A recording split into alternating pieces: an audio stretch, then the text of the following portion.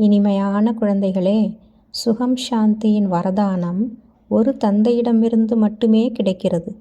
எந்த தேகதாரியிடமிருந்தும் கிடைக்காது. பாபா உங்களுக்கு முக்தி, ஜீவன் முக்தியின் வழியை காண்பிக்க வந்துள்ளார். தந்தையின் கூடவே செல்வதற்கும் பின் சத்யுக ஆரம்பத்தில் வருவதற்குமான முயற்சி என்ன? தந்தையின் கூடவே செல்ல வேண்டுமென்றால் முழுமையாக தூய்மையாக வேண்டும். சத்யுக ஆரம்பத்தில் வர வேண்டுமென்றால் மற்ற தொடர்புகளிலிருந்து புத்தியோகத்தை துண்டித்து ஒரு தந்தையின் நினைவில் இருக்க வேண்டும். ஆத்ம உணர்வுடையவராக அவசியம் ஆக வேண்டும். ஒரு தந்தையின் வழிப்படி நடந்தீர்கள் என்றால் உயர்ந்த பதவிக்கான உரிமை கிடைத்துவிடும்.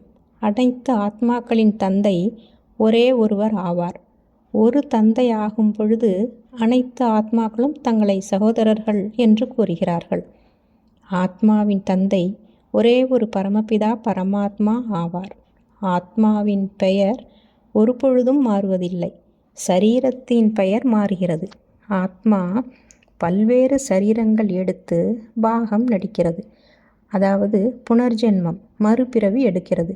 கடைசியில் எவ்வளவு பிறவிகள் கிடைக்கிறது என்பதையும் தந்தைதான் வந்து புரிய வைக்கிறார்.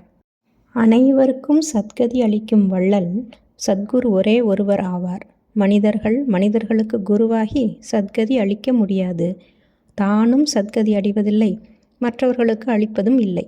ஒரு தந்தைதான் அனைவருக்கும் சத்கதி அளிக்கிறார். அந்த அல்ஃப் தந்தையைத்தான் நினைவு செய்ய வேண்டும்.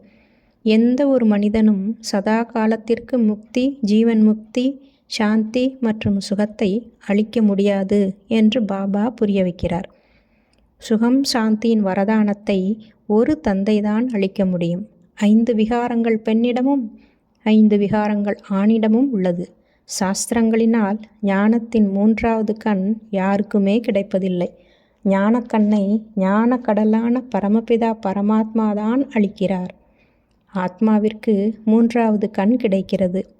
மனிதனை தேவதையாக ஆக்குவதற்காக இந்த ராஜயோகம் கற்பிக்கப்படுகிறது. சொர்க்கத்தின் அரசாட்சியை பெறுவதற்காக நீங்கள் இங்கு வந்துள்ளீர்கள். இதை தந்தைதான் கொடுக்க முடியும். கீதை படிப்பதால் யாரும் ராஜாவாக ஆவதில்லை.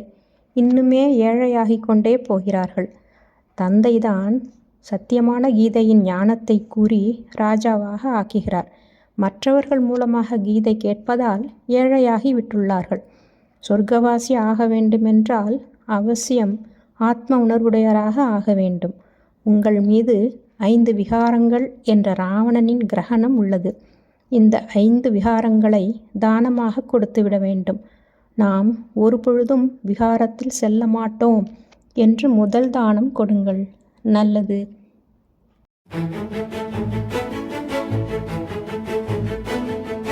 பரமசிவன் நினைவிலிருந்து ஆத்மா கேட்டது மாயா சௌக்கியமா? சிவனின் நினைவில் இருந்து கொண்டால் எல்லா சௌக்கியமே மாயா சொன்னது. இதில் அர்த்தம் உள்ளது.